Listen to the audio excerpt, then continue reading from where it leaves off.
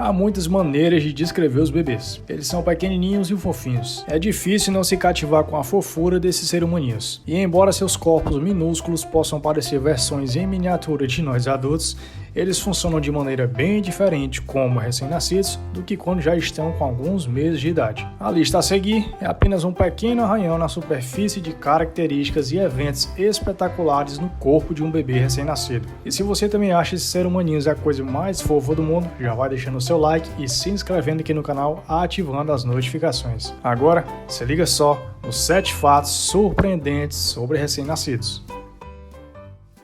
Número 7. Eles crescem com o bigode no ventre. Um estudo publicado em 1998 descobriu que 7 em cada 3.000 bebês cresceram com um bigode no útero da mãe. Isso foi determinado por exames de ultrassom realizados entre a 14ª e 16ª semanas de gravidez. Nesse caso, não é exatamente o bigode que você está pensando, pois os pesquisadores usaram esse termo para se referir à estrutura em forma de bastão no lábio superior do feto. 7 fetos com essa estrutura foram monitorados e, em todos os casos, a estrutura desapareceu ao nascimento e não apresentaram anormalidades. No entanto, o feto cresce com cabelo no útero, geralmente em torno de 16 semanas. Esse cabelo, chamado lanugo, começa no lábio superior e se espalha por todo o corpo. Geralmente desaparece antes do nascimento, mas às vezes permanece quando o bebê nasce. Número 6. Paladar.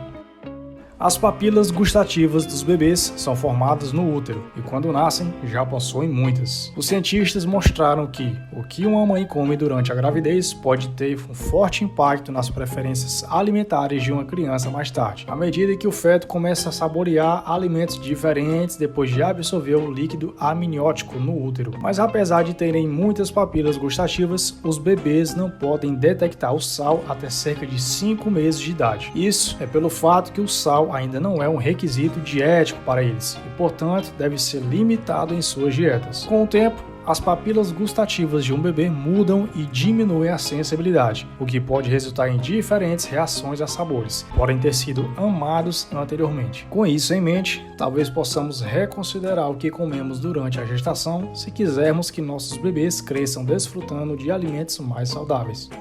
Número 5. Eles nascem com aproximadamente 300 ossos. Um corpo humano adulto tem em média 206 ossos, já os bebês nascem com aproximadamente 300, que com o tempo se fundem para formar o esqueleto humano adulto como conhecemos. Além disso, o esqueleto de um recém-nascido é mais cartilaginoso do que um de um adulto, e com o apoio do tempo e do cálcio, os ossos se ossificam e se fortalecem até formar um esqueleto sólido. Isso acontece porque o corpo de um bebê é por natureza projetado para ser macio e maleável. Já pensou se o corpo de um bebê fosse tão duro e rígido quanto os de um adulto? O nascimento seria quase impossível. Portanto, os corpos de os bebês têm esqueletos mais macios até chegarem no mundo, e esses ossos depois começam a endurecer. É simplesmente mais um ato incrível da natureza. Número 4. Eles não possuem patelas.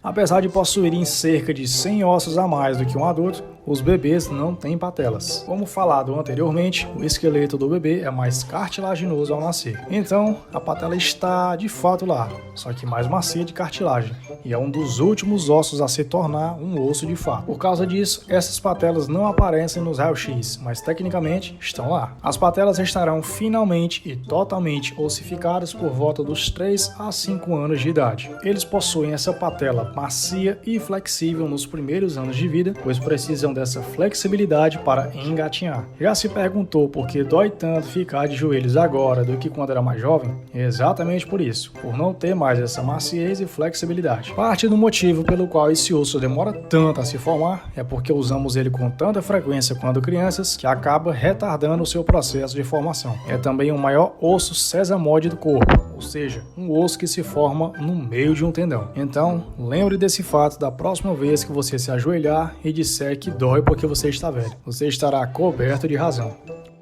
Número 3. A cor dos olhos podem mudar após o nascimento.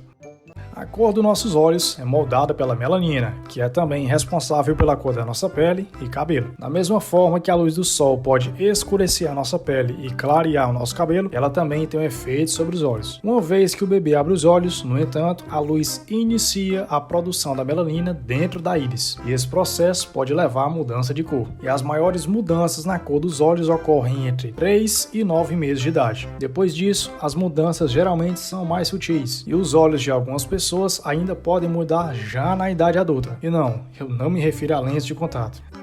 Número 2. Os primeiros choros não têm lágrimas. Bebês recém-nascidos não produzem lágrimas ao chorar, porque seus ductos lacrimais ainda estão se desenvolvendo após o seu nascimento. As lágrimas começam a aparecer a partir de 1 ou 2 meses de idade. Isto porque eles ainda não precisam umidificar os olhos. Na sala do parto, por exemplo, o choro é seco e tem função fisiológica. Serve para abrir o seu pulmão e permitir a passagem de ar. Número 1. Os recém-nascidos conhecem o seu gosto musical.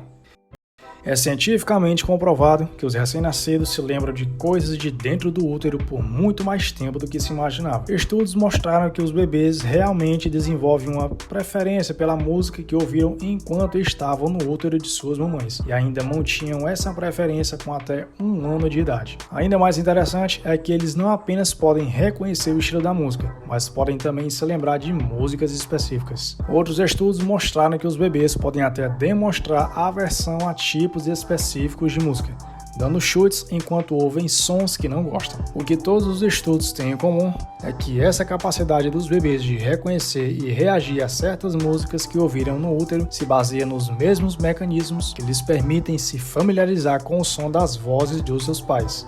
Que esses seres humaninhos são fofos e inteligentes, isso a gente já sabe. Agora me conta aqui nos comentários qual desses fatos você não sabia. E se gostou do vídeo, não esquece de deixar o seu like e se inscrever aqui no canal, ativando as notificações para não perder nenhum conteúdo. Meu muito obrigado por assistir e até logo!